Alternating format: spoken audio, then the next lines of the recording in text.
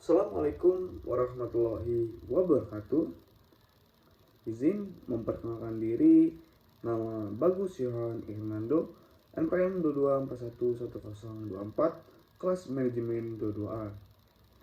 Di sini saya akan mempresentasikan materi tentang uji normalitas.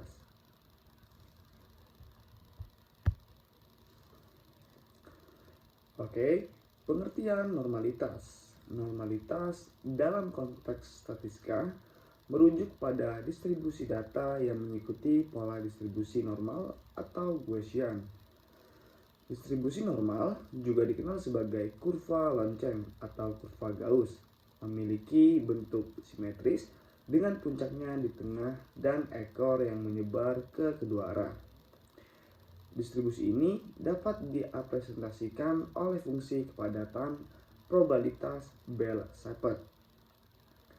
Ketika data mengikuti distribusi normal, sebagian besar nilai terpusat di sekitar nilai rata-rata dan sebagian besar nilai berkumpul di sekitar atau deviasi standar dari rata-rata. Normalitas merupakan asumsi penting dalam banyak metode statistika parametrik, seperti uji hipotesis dan interval kepercayaan, yang mengasumsikan bahwa data berasal dari distribusi normal. Uji normalitas digunakan untuk menguji sejauh mana data kita sesuai dengan asumsi distribusi normal. Beberapa uji normalitas yang umum digunakan melibatkan distribusi normal, perbandingan antara statistika uji yang dihitung dari data distribusi normal yang diharapkan. Jika data tidak memenuhi asumsi normalitas, ada langkah-langkah yang dapat diambil seperti transformasi data atau menggunakan metode statistik non-parametrik.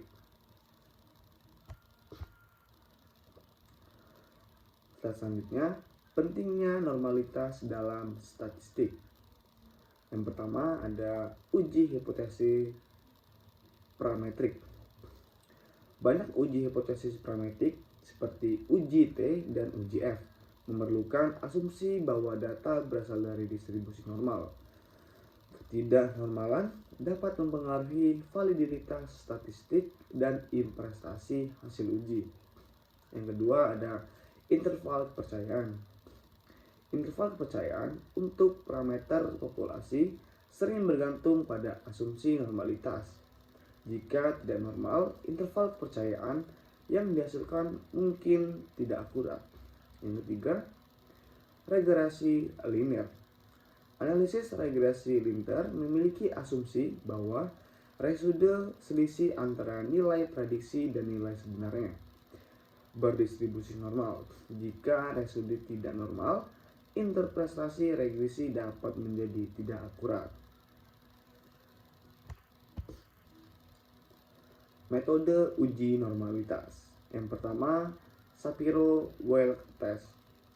Uji Shapiro-Wilk adalah statistik yang digunakan untuk menguji apakah sampel data berasal dari distribusi normal.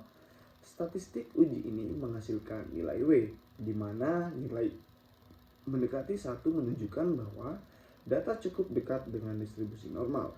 Yang kedua, Kolmogorov-Smirnov test. Uji Kolmogorov-Smirnov digunakan untuk menguji sejauh mana distribusi sampel data sesuai dengan distribusi teoritis tertentu, termasuk distribusi normal. Statistik uji ini berfokus pada nilai paling besar antara distribusi empiris dan distribusi teoritis yang diuji. Dan yang ketiga, Anderson-Darling test. Uji Anderson-Darling adalah modifikasi dari Kolmogorov-Smirnov dan dengan memberikan bobot lebih besar pada ekor distribusi. Hal ini membuat uji ini lebih sensitif terhadap perbedaan di bagian ekstrem distribusi, sehingga cocok untuk mendeteksi ketidaknormalan pada ekor distribusi.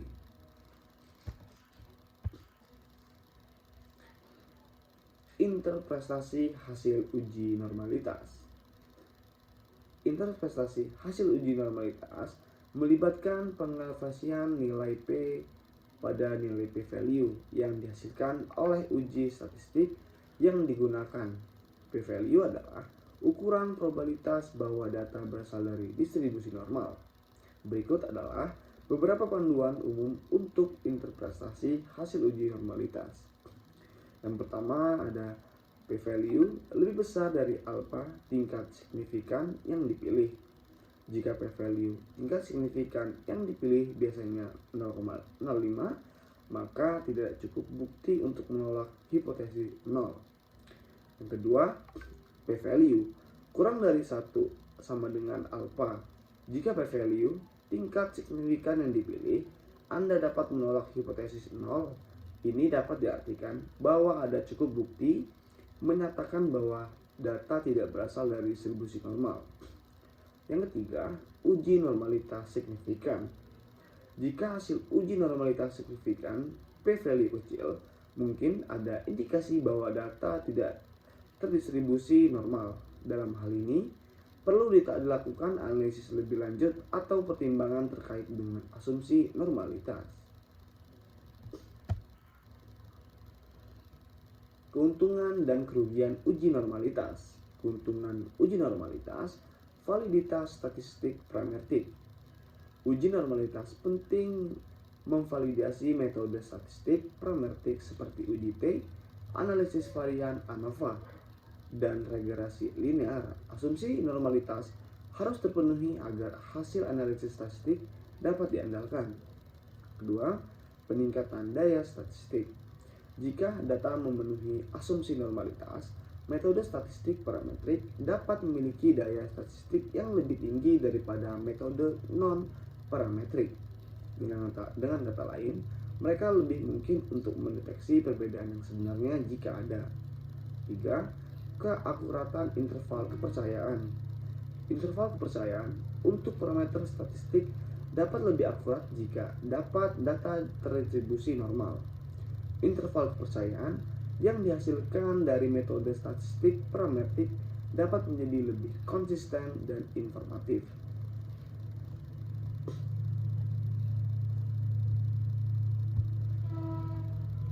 Sekian presentasi yang bisa saya jelaskan, kurang lebihnya saya mohon maaf. Kepada Tuhan saya mohon ampun. Sekian wa taufiq wa hidayah. Wassalamualaikum warahmatullahi wabarakatuh.